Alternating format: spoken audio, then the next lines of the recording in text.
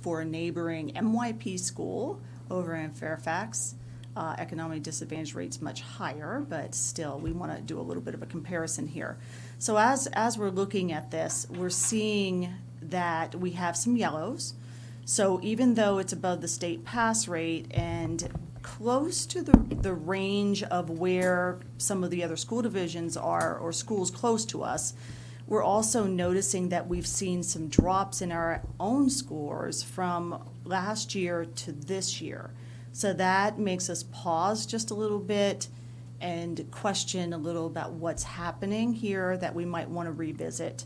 We also have one area with our English language learners where we are way below the state in reading, and it's a drastic drop from last year as well. So again, some areas we definitely want to focus a little bit more.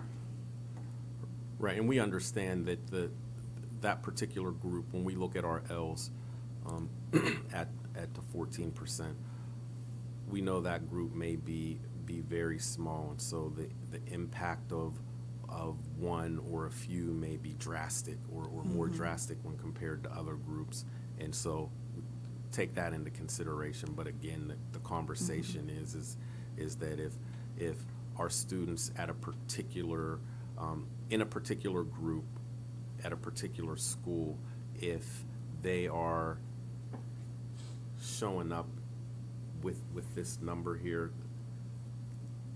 is there something we can do differently to better meet the needs of these students, whether we're comparing them to another local school system or another district within the state? We have to grapple with the question, what are we currently doing, or what current structures are in place as we're supporting students? And we know that there may be other factors causing these results, but within our locus of control, what might we be able to do differently to better meet the needs of any student that's falling into that red box? And then math for Henderson, just taking another look here, again with the red, comparing it to the state pass rate. A little bit of a concern with that yellow, just because there was a slight dip, even though we're pretty consistent in the 60s with our neighbors. Right. And then we move on to TJ. And TJ has, again, a few yellow areas with one area for economic disadvantage. So we keep on bouncing back and forth. Economic disadvantage, English language learners. I mean, you already pointed that out when you were doing the little activity earlier, that these populations we consistently see that we need to work a little more with. And then for Thomas Jefferson, math. And we had some significant growth areas here in math that we saw across the division, but look at some of these from the previous year to this year. I mean, even with all of our students, 89 to 93, 48 to 73, 38 to 56, you know, the students with disabilities are fairly consistent, but 66 to 73, 81 to 100. I mean, those are some pretty significant growth areas for this school in a 1 year's time period. And I know that they've done a lot of work with looking at data and working with kids and collaborative groups. The teachers were talking. So, but again, we do have some areas that we need to realize that we're still not the pass rate for the state for English language learners or Hispanic. So some grow areas. Right, and so we put a hard stop in at this point. There's more that we would like to share, possibly at a future date and time, because we didn't have an opportunity to get into a number of other data sets and looking at some of our elementary programming and our high school programming above and beyond the SOLs, which we know need to be markers for student success and are important for us to look at. So we can, maybe plan to do that at a future date. I would just ask this in saying that, first of all, we know that there's a lot to celebrate and there's a lot to be happy about, but with that, we know that there are some areas that we do need to look at a little more critically, and our superintendent from the very beginning shared that closing gaps needs to be a priority in this system. And I know, kind of now coming on and getting myself acclimated and more familiar with the data and having an opportunity to do data dives and have those courageous conversations with other folks in the division, it's pretty evident that there is some work that we need to do. So what we would ask is you all think about, again, from a governance standpoint, how you can support this very critically important work that we need to do within our system, and continue to just collaborate and partner with us and engage in these types of activities and share your thoughts and ideas, and in some cases creative solutions to how we might forge forward in this important work. I would only just add to say thanks to Jeannie and to William for pulling all of these data together. It is nice to see that in many areas we're trending in the right direction, but we've got miles to go before we're there. And one of the things that I know, Mr. Castillo, you have brought up on a number of occasions is these data that we are looking at are not cohort data. These are one-shot data points in time. They are useful insofar as they give us good programmatic information.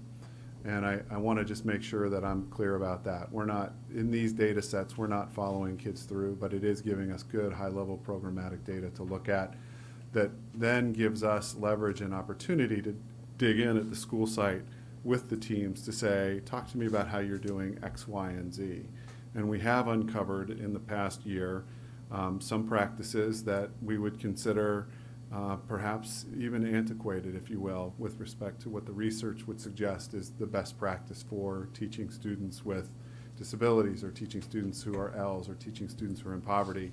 And so being able to share the data, even at a glimpse and as programmatic data, gives us the opportunity to have that as a story starter with our teachers and our staff. And so it has moved the needle in many of the areas this year. But again, we've got ways to go, and we're excited about the work because we know it's the right work and it's the right time and it's the right reason to do this work. Great. Well, thank you very much for the presentation and the information.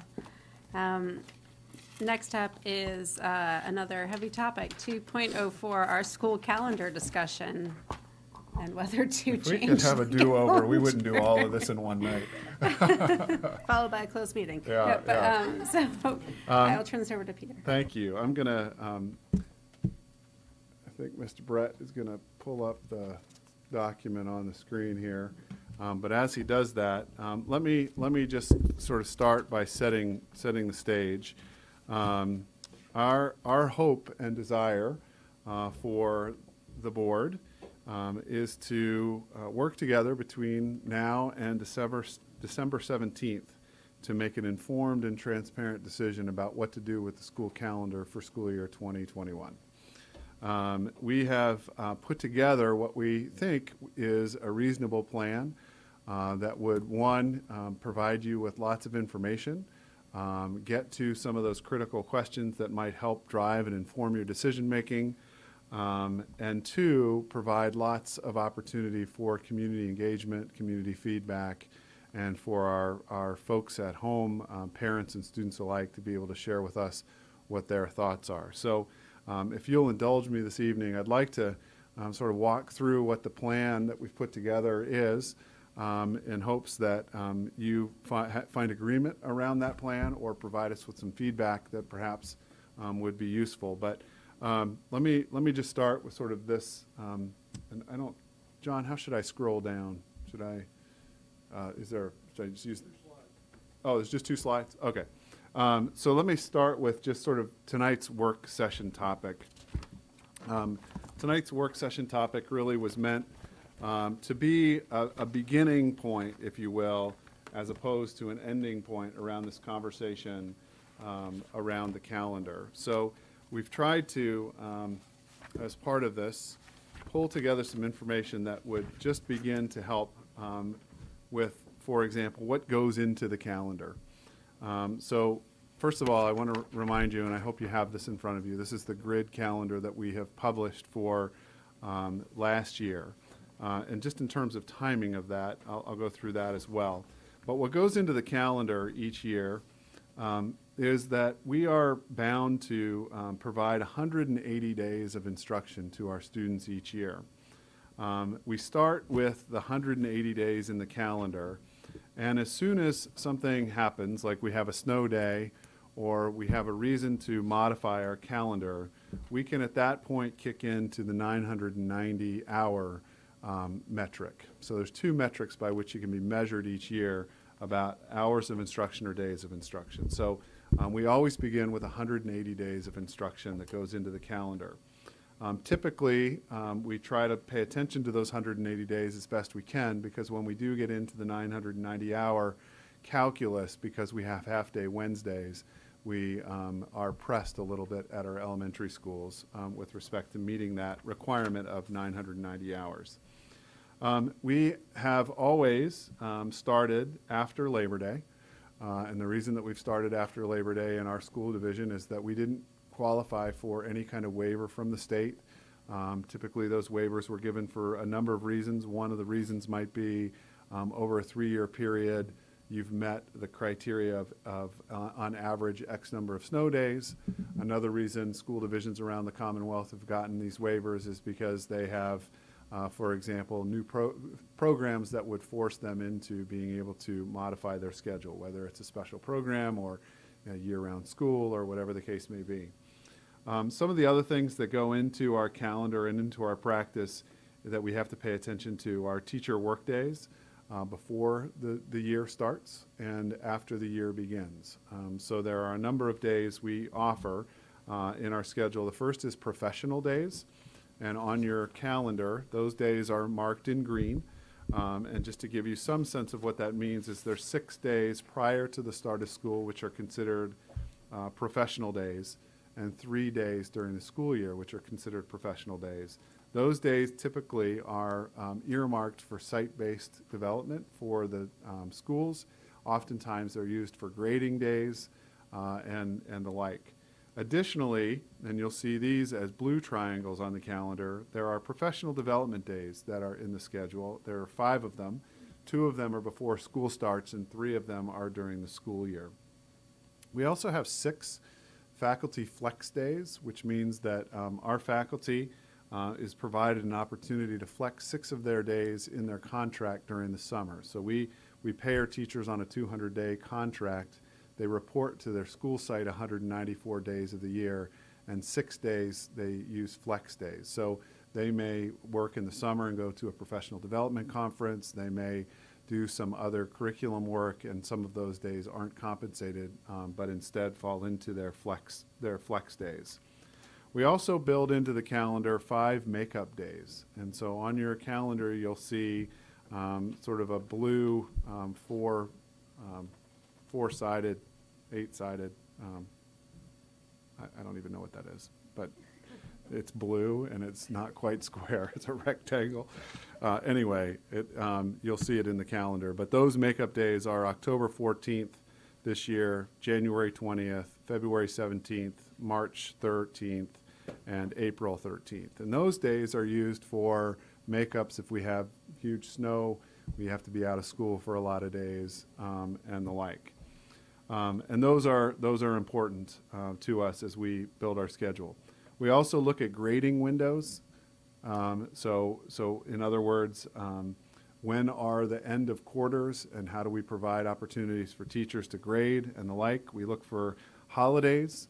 Where do those holidays fit in and how do we account for those in the schedule? And then how do we make breaks available for families? And then the last thing we look at that goes into the calendar are things like when do teachers who are brand new to Falls Church City Public Schools come?